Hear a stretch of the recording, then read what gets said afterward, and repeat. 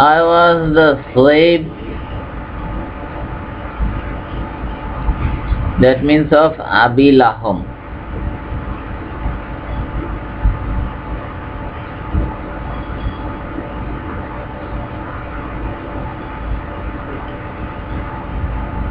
I asked the Messenger of Allah, peace be upon him,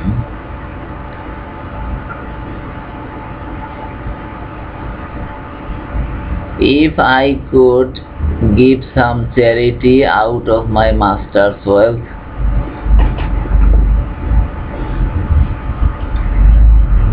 He said, yes, and the reward is half and half between you two.